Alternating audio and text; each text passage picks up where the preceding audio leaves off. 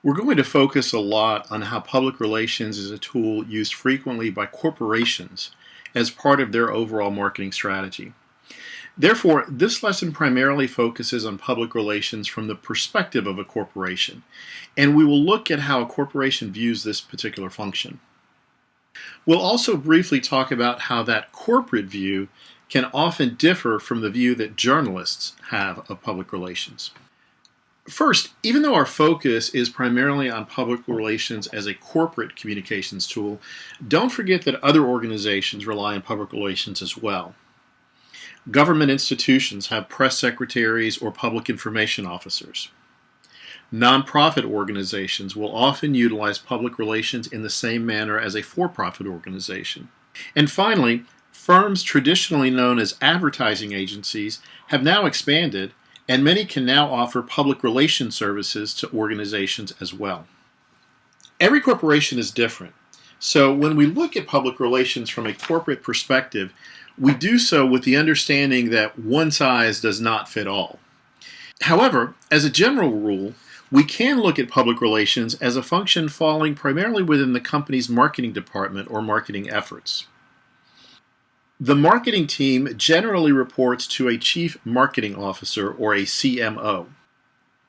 Among the many responsibilities of most marketing departments is the corporate communications function, which would include public relations.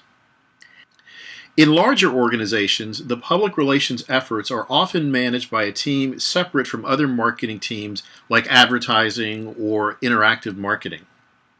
Obviously, with smaller organizations, the marketing department might only be one person, which would be covering a number of duties, including public relations.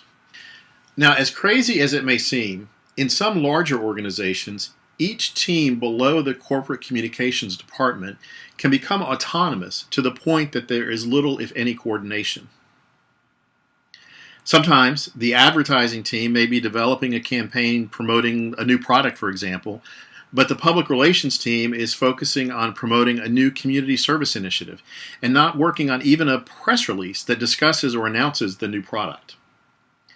This dysfunction between marketing communications departments has given rise to the idea of integrated marketing communications, where all departments may work independent of each other but coordinate with each other as well.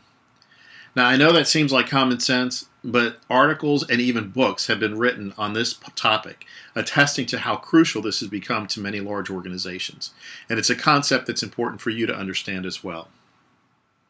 So as we look at where public relations might fit within the organizational structure of a corporation, let's also look at some specific functions that would be part of that public relations team or public relations department. We've talked about many of these functions already, but public relations will almost always involve some management of the media relations effort by the corporation. This obviously includes establishing and maintaining good relationships with the media, as well as tasks such as writing and distributing press releases and maintaining an online media room. The public relations team may also have a separate group to handle community relations, and some organizations will maintain their own lobbying efforts as well. In this case, they'll have their own government relations team, which may or may not fall under the public relations group. Now, obviously, the focus and the objective of a public relations team is very different from the objectives of a journalist or news organization.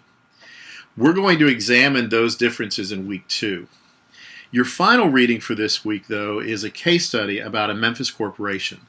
And in preparation for week 2, as you read this case study about the company's public relations initiative and messaging, think about how differently your story would be if you had written a story as a journalist for a news organization. This would be a good way to begin thinking about some of those issues and preparing for the lessons that we'll look at next week as well.